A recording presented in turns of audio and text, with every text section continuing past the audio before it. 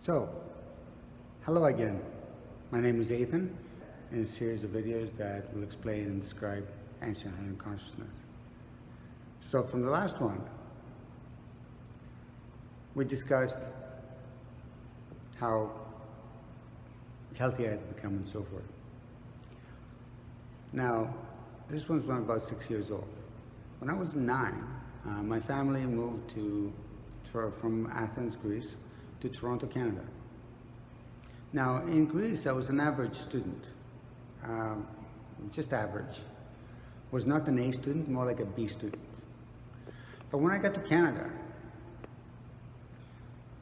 I may not have spoken Greek very well, English very well, but I knew about numbers. They were the same. So in math class, as soon as the teacher would write 12 times 12 on the blackboard, I would shout out 144. Not because I knew the answer, because I could calculate it in my head. Because I would multiply big numbers first. 10 times 12 is 120, 2 times 12 is 24. 120 and 24 is 144. You could do that more quickly than you can write it. And I was considered the genius. They even skipped me a grade. So instead of doing grade 3, I went straight to grade 4. I did grade 3 and grade 4 in the same year.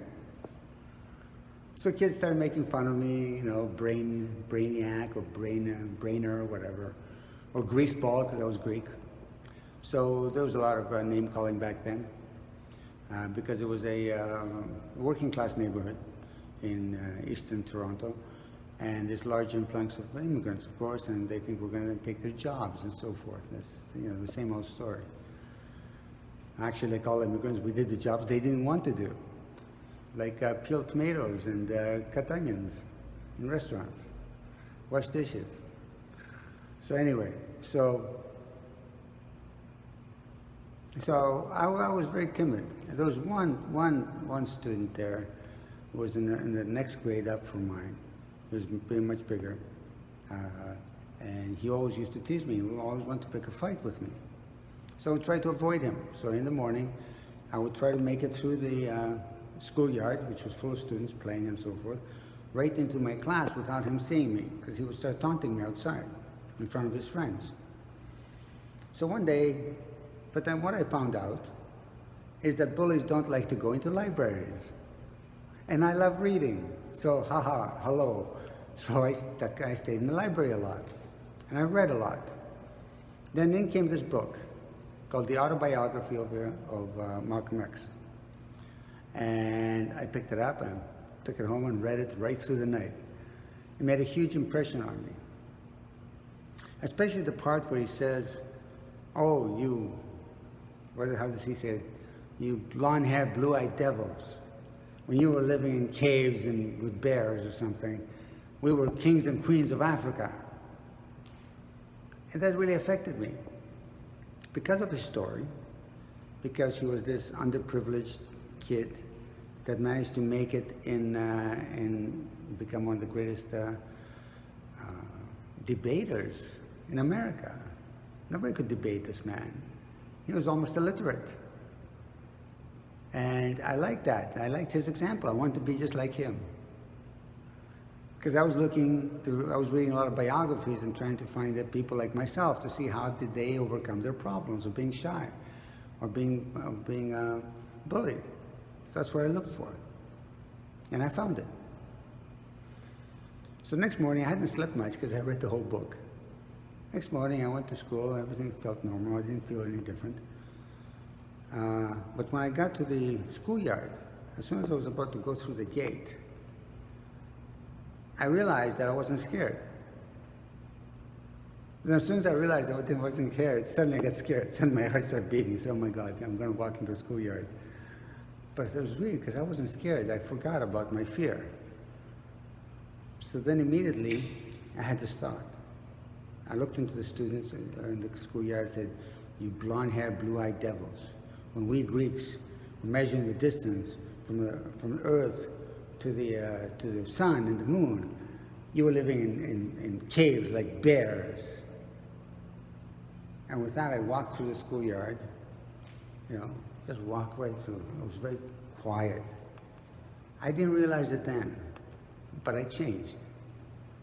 And the change was visible to my environment, and they responded.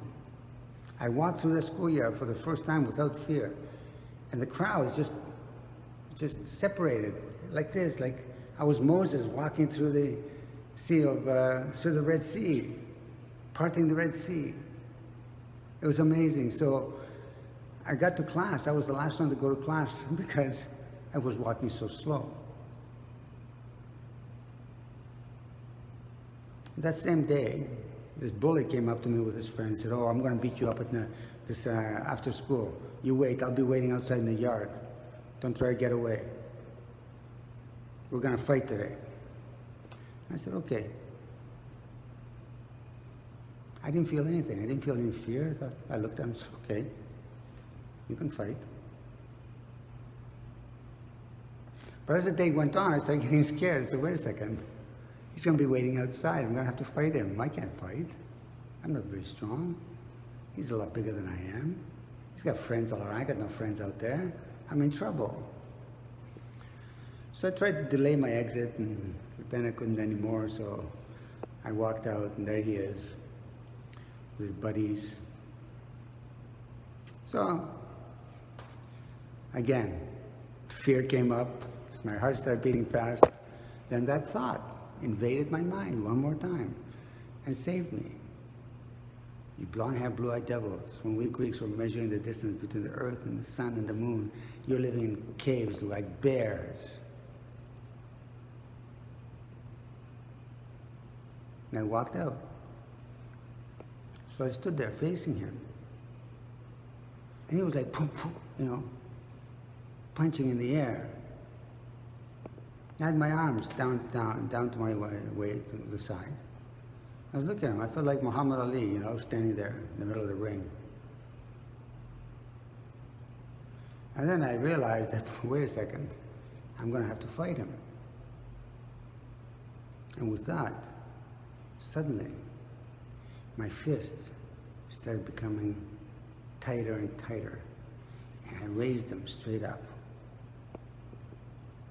And I stood there.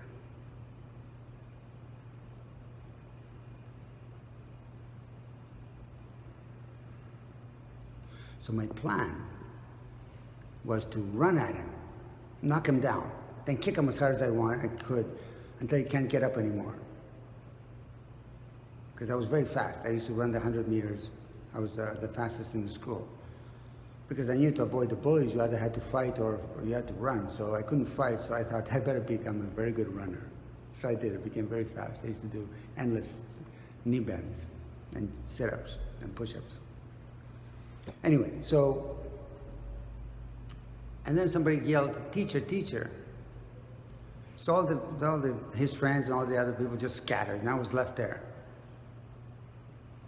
frozen in time with my fists up.